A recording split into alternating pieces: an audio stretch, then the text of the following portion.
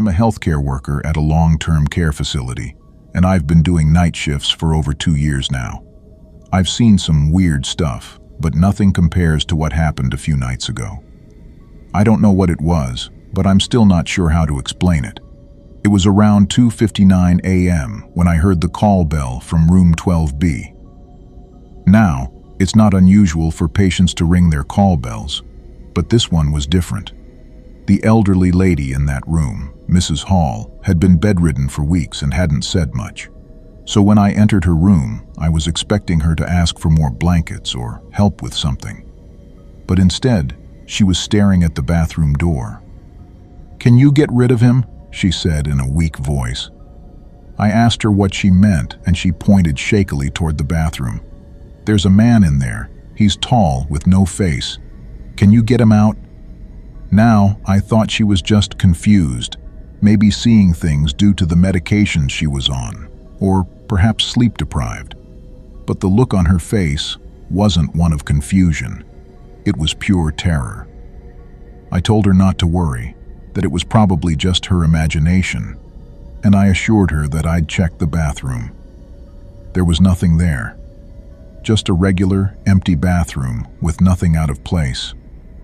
I told Mrs. Hall that everything was fine, that the man was gone. She relaxed a little, but the look on her face was still one of fear. I went back to my desk, shaking it off. Then, 10 minutes later, it happened again. This time, it was on the other end of the hall. Room 16. A's call bell rang. I walked down to check on Mr. Peters, another long-term patient who'd been there for ages.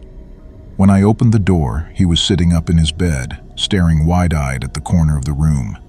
His eyes locked onto mine, and he whispered, "There's a man with no face standing in the corner. He's been there since dinner. I don't know what to do." I froze for a moment. I wasn't sure if I was hearing him right. A faceless man. I didn't know what was going on, but I stayed calm, telling him I'd check the room. Again, nothing was there, but Mr. Peters wouldn't stop staring at the corner, and his face had gone as pale as a ghost. At this point, I couldn't shake the feeling that something was seriously off. Maybe it was just a coincidence, or maybe they were both seeing things, but I couldn't ignore the eerie similarities between their stories. I called in one of the other nurses to stay with me for the rest of the shift. I couldn't be alone after hearing that. As we sat together in the nurses' station, we could hear more calls coming in, but I didn't hear any more about the faceless figure. It was as if they'd just stopped. It felt like the whole floor was holding its breath. But the worst part? The next morning, as I was leaving, I overheard one of the doctors talking about a strange phenomenon that had been happening with some of the patients recently. They said that some patients, especially those who were nearing the end of their lives, had started seeing things, shadowy figures or strange people standing in the corners of their rooms. They'd dismiss it as stress or hallucinations, but I wasn't so sure anymore. It's been a few days since that night, but I can't get it out of my head.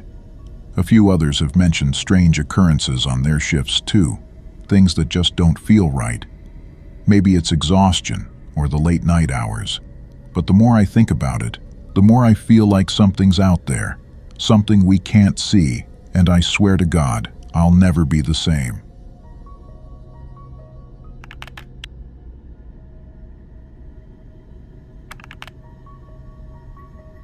I still can't sleep after what happened. I'm writing this to get it off my chest, though part of me wonders if it was all in my head. I wish I could say it was a normal wedding, but this wasn't. It was my cousin Sarah's wedding. She'd been dating this guy, Josh, for about a year before they decided to get married. They had known each other for a long time, and everyone said it was perfect, but I hadn't met Josh until that day. I thought, hey, why not? Weddings are always a good time, even if you're just there for the food and a few drinks. Josh walked down the aisle first, tall, athletic build, dark hair neatly combed.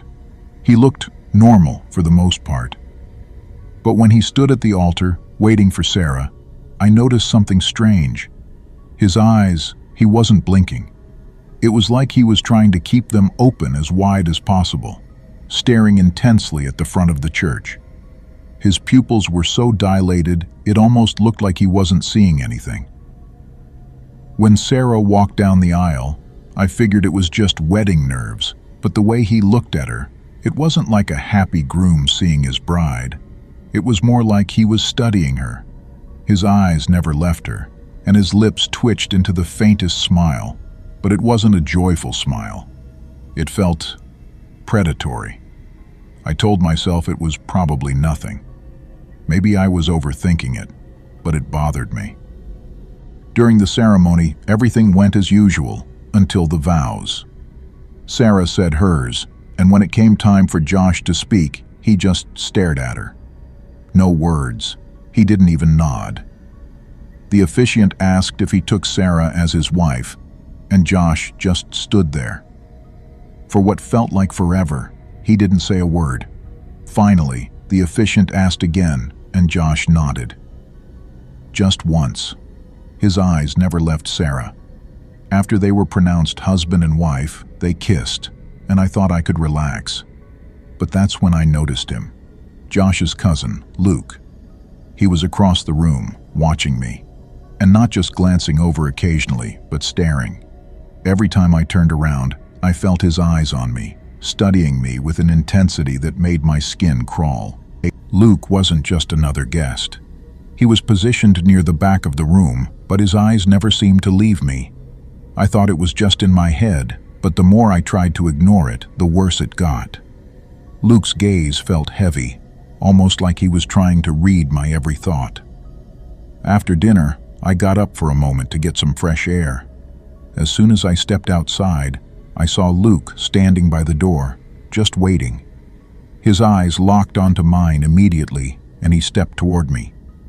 "You look like someone I used to know," he said, his voice low. I didn't know what he meant. "Who?"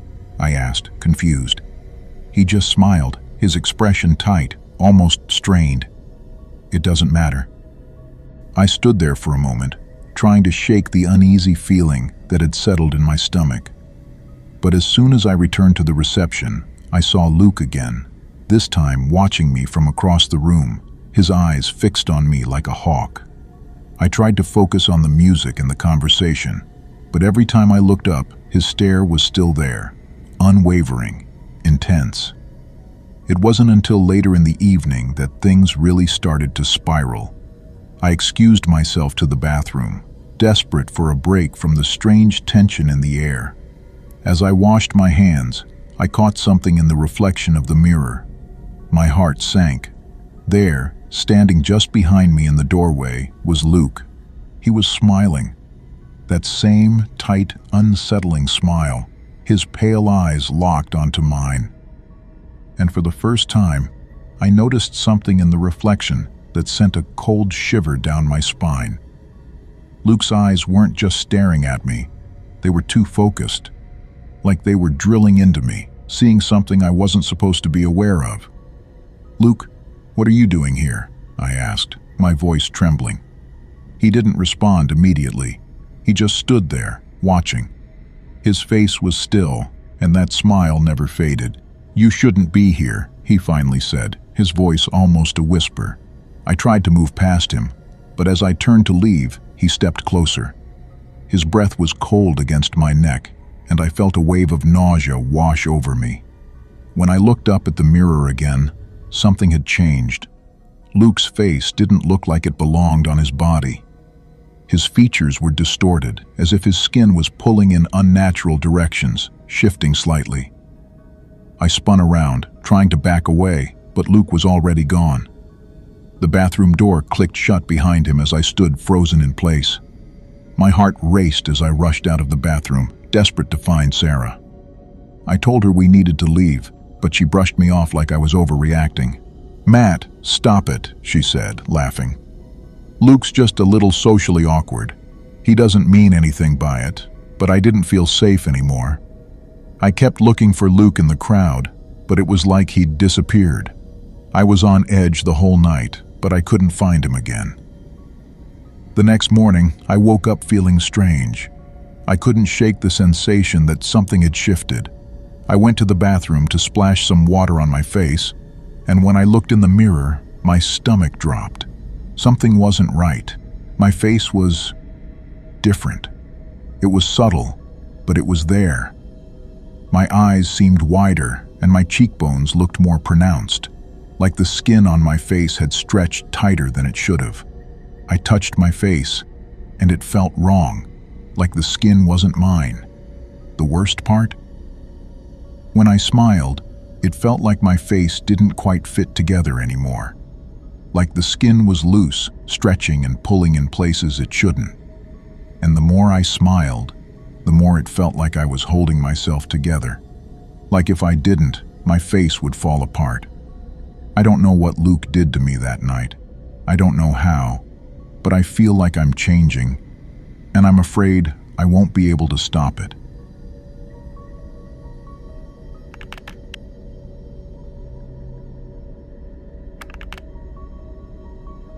I don't know how to explain this, but I'm pretty sure I'm being haunted. It's not something that happens often, but it has been recurring for generations. And the weirdest part? It always happens in the same room. I'm 12, and it started when I was playing on my trampoline in the backyard. It was a normal afternoon. The sun was shining, and I was having a blast bouncing around. I looked up toward the house and saw something that made me freeze. At the bathroom window, there was a woman in a white dress, waving at me. I figured it was my mom. She has this habit of watching me from the window when she's at home. But when I went inside, the house was completely empty. My mom wasn't home. I didn't think much of it at first. Maybe I'd imagined it, right? Kids see things all the time, especially when they're outside in the sun. But when my mom got back a little later, I told her what happened. The minute I mentioned it, her face went pale. She didn't say anything at first, but then she quietly told me that when she was younger, she saw the exact same thing. A woman in a white dress, waving from that same bathroom window. She said she saw it twice when she was a kid. The first time she thought it was just a trick of the light. The second time, she was so freaked out that she told her mom about it. Her mom, my grandmother, had also seen the same thing when she was younger. The woman, dressed in white, just standing there, waving as if she knew them. I asked my mom what the woman looked like. She said she couldn't quite remember, but she was sure it was the same one every time. She described her as having long, dark hair and a dress that seemed to shimmer, even in the daylight. The weirdest part? I still live in that room, the same one where I saw her. Every time I go in there, I can't shake the feeling that someone's watching me. I'm not scared, but there's this unsettling presence, like the air is heavier, almost thicker. Sometimes when I look out the bathroom window, I catch a glimpse of something out of the corner of my eye. I never see the woman clearly anymore, but I swear I can feel her there, just on the other side of the glass. And the oddest thing? When I look directly at the window, it's just a regular reflection of the bathroom. But I know what I saw that day. I don't know if this is all just in my head or if it's some weird family thing. But 3 generations of us have seen this woman. It's not like we talk about it all the time, but when it comes up, everyone just goes quiet. No one has a real explanation. My mom said she used to think it was an optical illusion, but now, I'm not so sure. Maybe it's just some weird family coincidence. Maybe it's all just a trick of the light. But I can't help but wonder if there's more to this. The fact that my grandmother, mom, and now me have all seen the same thing, same window, same woman in white, makes me think there's something more to it. I don't know how long I'll be living in that room, but every day, I can't shake the feeling that I'm being watched from that bathroom window.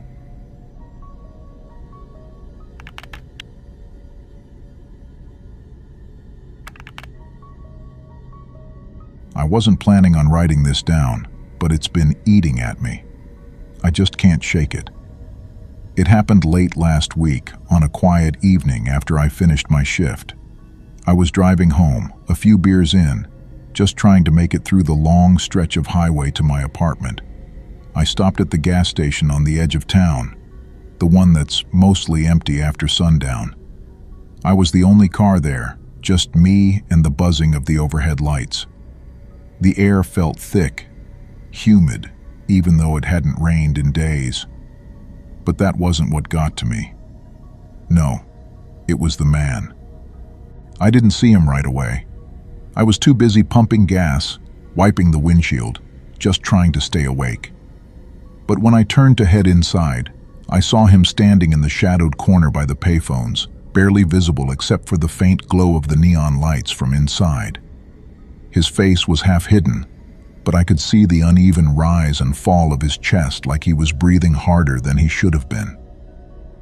The way he stood there, stiff and motionless, it was like he was waiting for something, or someone. I was half distracted, thinking about getting a cold soda when I heard him speak. His voice was low, rasping, like it hadn't been used in a long time. "Hey," he said. I looked over, startled. He wasn't close, but I could tell he'd been standing there for a while. He didn't seem to belong in a place like this, too out of place, like a shadow I couldn't quite see. His clothes were worn down, faded, like he'd been on the road for weeks without rest. "Yeah?" I said, but my voice felt small all of a sudden. He took a step forward, his eyes heavy and searching. "What's your name?" It wasn't like he was asking casually. It was more like he needed to know, like I was someone he recognized but couldn't quite place. I wanted to laugh it off, tell him I was just a random guy stopping for gas, but I felt this weird pressure in the air, like the night was holding its breath, waiting for me to answer. "My name?" I said, stalling. I wasn't sure why, but the question felt important, like if I didn't say it right, something would happen, something I wouldn't be able to stop. "Yeah," he said, taking another step closer, his eyes fixed on me. His voice was soft but demanding. "Say it." I should have been freaked out, should have walked away, but I was just tired. "So," I answered. My name came out before I could stop it. He smiled then, but it wasn't a smile that made me feel better. It was the kind of smile you see on someone who knows something you don't, the kind that makes your skin crawl. He nodded, like I'd said the right thing, and then, as quickly as he'd spoken, he turned around and walked into the darkness near the dumpsters. I watched him go, wondering if I should have said something else, but I told myself it was just some weirdo. The whole trip home, though, I couldn't shake the feeling that something had shifted. Something had changed, but I couldn't figure out what it was. My name didn't feel like mine anymore, but it wasn't until I got to bed that I really started to feel it. That night, I dreamt I was standing in the same gas station parking lot. The car was still parked, the lights still buzzing. But this time the air was colder, and there was no sound, just this thick silence. I looked around, but I didn't see anyone. Then I heard it. That voice, low and raspy, just like the man's. "Say your name," he said. I froze. It was the same question. I tried to speak, but nothing came out. It was like my mouth was full of sand, like I couldn't form the words. I felt my throat tightening, but still, I heard him. "Say it," he repeated, the words cutting through me like cold water. I finally whispered it. My name. But as soon as I said it, it felt wrong, like the syllables didn't fit together, like they didn't belong to me. And that's when I saw him again, standing in the shadows, smiling, his eyes gleaming in the darkness. And then I woke up. My heart was pounding, the sweat on my skin cold as ice. I was still in my bed, but the feeling didn't leave me. That man's voice was still in my head, echoing, "Say your name." The next day, nothing happened. I went to work, had lunch, went through the motions like normal. But when I looked in the mirror that night, I felt it again. A tightness, like my reflection didn't match my body, like it was just a little off. I tried to write my name down, just to make sure it was still mine, but the pen slipped and the ink blurred. It didn't look like my handwriting. For a second, it didn't look like my name at all. And the worst part, every time I close my eyes, I hear it. That voice, soft and patient. Say it again.